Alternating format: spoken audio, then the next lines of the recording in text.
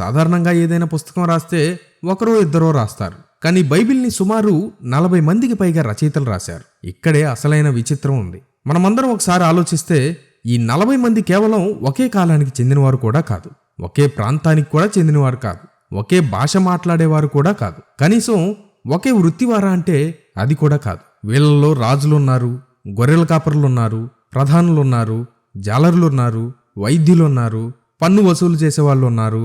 వీళ్ళంతా 3 వేరు ఖండాలలో ఉండి రాశారు. మరి ఇంతమంది ఇంత టైం వేరియేషన్తో రాసినప్పుడు లాజిక్ ప్రకారం చూస్తే ఆ పుస్తకంలో గందరగోళం ఉండాలని ఎవరికైనా అనిపించవచ్చు.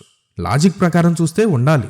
ఉదాహరణకు ఈరోజు మనం ఒక 40 మందిని పిలిచి పాలిటిక్స్ మీదో సైన్స్ మీదో ఒక పుస్తకం రాయమంటే ఎవరి అభిప్రాయాలు వాళ్ళకుంటాయి. ఒకరి మాటకి మరొకరి మాటకి అసలు పొంతనే ఉండదు. కానీ బైబిల్లో అద్భుతం ఏంటంటే ఈ 40 మంది రాసిన 1500 ఏళ్లు గడిచినా అందులో ఉన్న సందేశం ఒక్కటే. ఆదికాండం నుండి ప్రకటన గ్రంథం వరకు దేవుని రక్షణ ప్రణాళిక ఒక్కటే. రచయితలు మారారు కానీ వారి వెనక ఉండి రాయించిన ఆత్మ మాత్రం ఒక్కడే. ఆయనే పరిశుద్ధాత్ముడు. అందుకే ఈ బైబిల్ దైవావేశం వలన కలిగిన గ్రంథం.